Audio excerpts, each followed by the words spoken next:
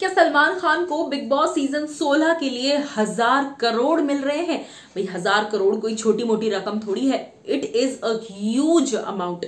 चलिए इस बारे में आपको बताते हैं कि रिसेंटली खुद सलमान ने इस पूरे मामले पर क्या कहा है और 1000 करोड़ मिलने की बात सच है या नहीं। Well hello guys and welcome to FIFA फूज। मैं हूं ज्योति नाहक।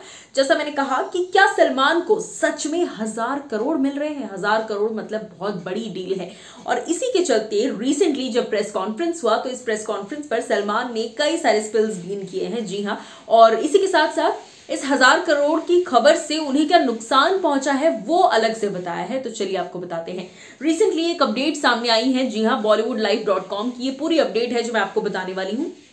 सोर्सेस कहते हैं Salman Khan talked finally about his salary on the reality show Bigg Boss 16 which is set to be 1000 crore.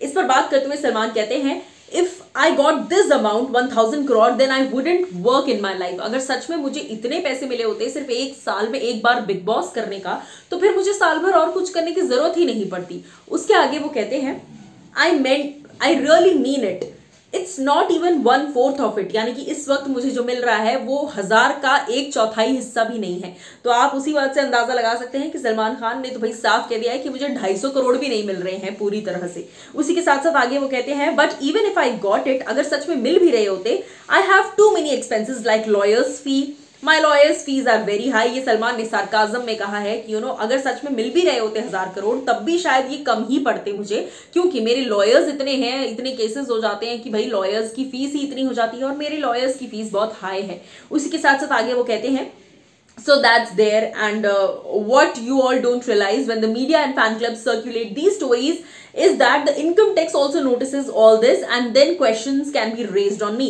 आप सभी इस तरह की खबरें जो है वो फैला देते हैं फैलाने के लिए, लेकिन इसका जो डीमेरिट है, इसका जो रेपकशन है वो मुझे भुगतना पड़ता है। जी हाँ, इस 1000 करोड़ के पीछे जितनी भी आप गॉसिप्स करते हैं, अल्टीमेटली जो इनकम टैक्स की रेड है वो तो हम पर पड़ती है और इनकम टैक्स की नजरें बहुत पैनी होती हैं और वो इस तरह की सब खबरों पर बनी रहती हैं।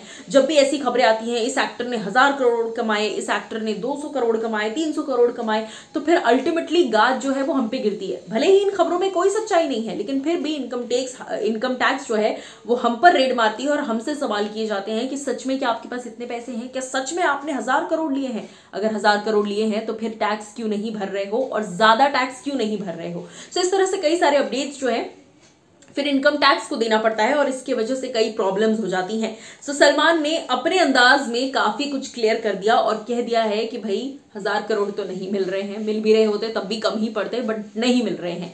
आपको इस पर क्या है कहना, बताइएगा।